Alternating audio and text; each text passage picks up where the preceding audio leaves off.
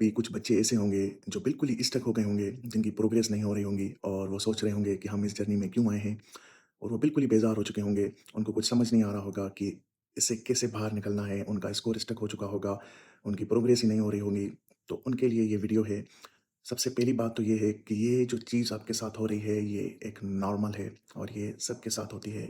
ये वक़्त जो होता है, ये सबकी ज़िंदगी में आता है।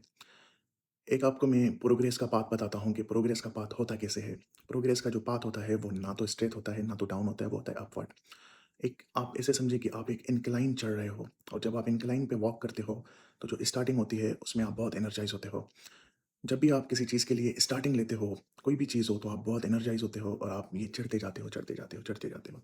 एक ऐसा वक़्त आता है जब आप टायर्ड हो जाते हो और आप जो पाथ है वो स्ट्रेट पाथ ले लेते हो या खुद ब खुद आ जाते हो क्योंकि आप में अब एनर्जी इतनी नहीं है। जब आप स्ट्रेट पाथ पे आते हो तो इसको हम कहते हैं स्टक पाथ कि आप इसमें हम स्टक हो गए हो, आपकी प्रोग्रेस नहीं हो रही, जहाँ पे आप थे वहीं पे हो।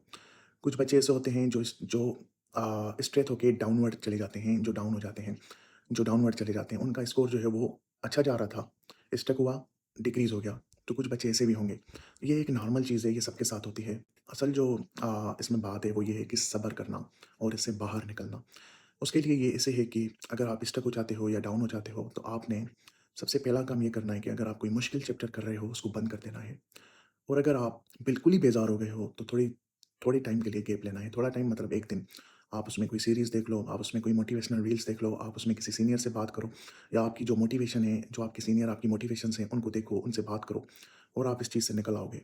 और आप फिर जब स्टार्ट लो, तो किसी आसान चैप्टर से स्टार्ट लो, जिससे आप बेज़ार ना हो और आप फिर ग्रेजुअली आहिस्ता-आहिस्ता उस स्टेज से फिर इंक्लाइन लो, आहिस्ता-आहिस्ता इंक्लाइन चढ़ते जाओ। तो ऐसे आप इससे निकल सकते हो। सबसे असल चीज़ होती है सब्र करना, आपने सब्र करना है। मैंने आपको कहा कि जब आप कुछ कोई चीज़ स्टार्ट करते हो, तो आप बिल्कुल एनर्जाइज़ होते हो।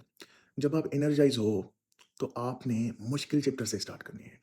बच्चे क्या करते हैं, अब कोई एक बच्चा है, वो कह रहा है कि मैं यूएस असेंबली की जर्नी स्टार्ट कर रहा हूँ, तो मैं कौन-सा चैप्टर स्टार्ट करूँ?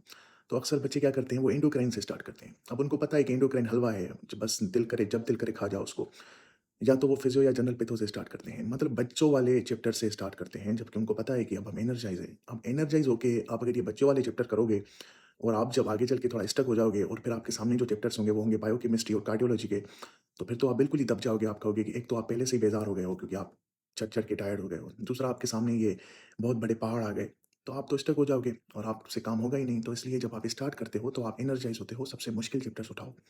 जब आप स्टार्ट कर रहे हो, अगर आप सिस्टम से स्टार्ट कर रहे हो, तो सबसे पहला चैप्टर कार्डियो का करना है आपने। इस एक चैप्टर से निकल जाओगे ना, तो आपकी आधी ज़िंदगी आसान हो जाएगी। बहुत अच्छे से इसको पढ़ना है, कार्डियो करना है। अगर आप बेसिक से स्टार्ट ले रहे हो, तो आपने बायोकेमिस्ट्री, माइक्रो, इन 2 में से एक चैप्टर सेलेक्ट करना है आपने, इधर माइक्रो और बायोकेमिस्ट्री। एटलीस्ट आपका बोझ हल्का हो जाता है कि यार मैंने कर लिया एटलीस्ट। समझ तो आपको नहीं आएगा एक रीड में, ये तो अंडरस्टूड है। कुछ भी कर लो, कितने भी आप महान हो, एक रीड में फर्स्ट एड की बेसिक के चैप्टर्स आपको समझ नहीं आने, कुछ भी कर लो आप। आपने दूसरी रीड देनी है, तीसरी देनी है। कुछ लोग जो 4 बार पढ़ते हैं, मैंने 6 बार पढ़ा है फर्स्ट एड। तो ये नहीं है कि बस एक ही रीड में करना है, हो जाएगा। आप स्टार्ट तो लें एटलीस्ट, आप एटलीस्ट अवेयर तो हो जाएँगे कि ये यहाँ पे ये चीज़ ऐसे लिखी हुई है और मैंने इस तरीके से करनी है। तो जब आप स्टार्ट हो, मुश्किल चैप्टर से लो।